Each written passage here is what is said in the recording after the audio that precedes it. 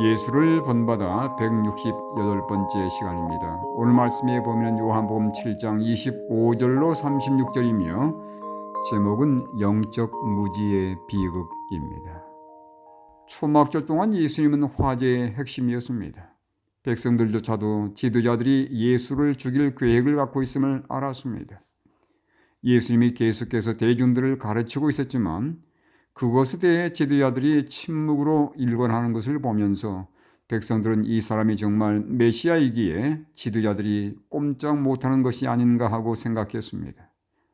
그러면서 한편으로는 메시아가 아닐 거야. 왜냐하면 그리스도께서 오실 때는 어디서 오시는지 아는 자가 없으리라 했는데 우리가 그 출신을 뻔히 알고 있잖아 라고 결론을 지었습니다.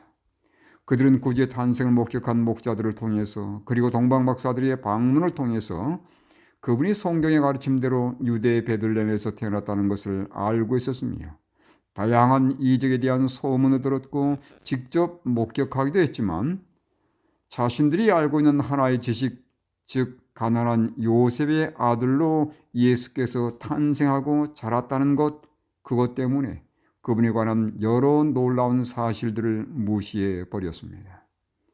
예수님은 사람들의 생각과 대화를 이미 알고 있었고 자신의 출신 배경이 문제가 되고 있다는 것도 알고 있었습니다. 그래서 성전에서 가르치실 때 그분은 너희가 나를 알고 내가 어디서 온 것도 알거니와 내가 스스로 온 것이 아니니라고 말씀했습니다.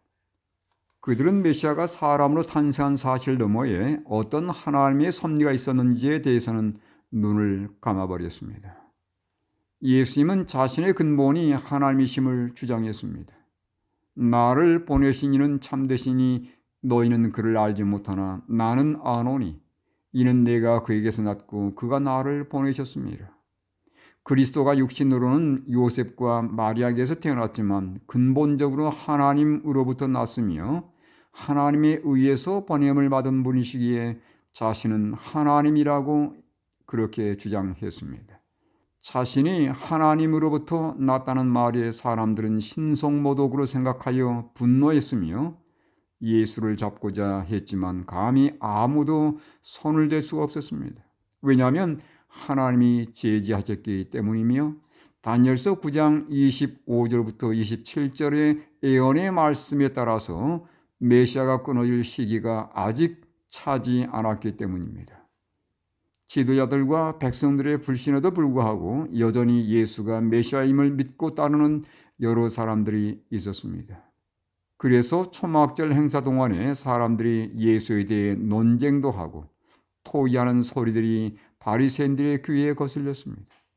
대제사장들과 바리새인들은 안 되겠다 싶어서 연합하여 예수를 잡고자 사람들을 보냈습니다.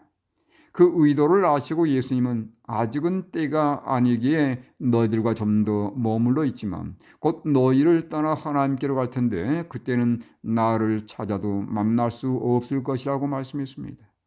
사람들은 이 말씀을 듣고서 예수님이 이방인들이나 다른 나라에 흩어져 사는 유대인들에게 가려나 보다라고 생각했습니다.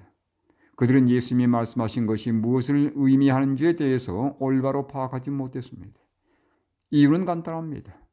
그분을 하나님의 아들이 아니라 다만 사람의 아들로만 생각했기 때문입니다. 유대의 지도자들과 백성들은 예수님이 그들과 함께 머물러 있는 동안 자신들을 하나님 앞에서 낮추지도 않았고 예수님을 메시아로 믿고 받아들이지도 않았습니다. 결국 유대 나라는 메시아를 무시한 결과 다니엘서에 게시된 70일의 예언의 시간표에 따라서 그 나라에 주어진 은혜의 기간을 넘겨버렸고 주후 34년 택한 백성의 위치까지 잃게 되었습니다. 그리고 서기 70년에 잔혹한 멸망을 경험하게 되었습니다. 오늘 예수님은 내게 누구입니까?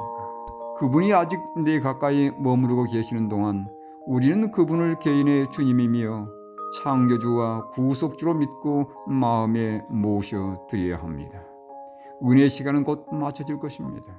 진정 오늘도 예수님이 하나님의 아들이심을 믿고 따르기 원하시는지요?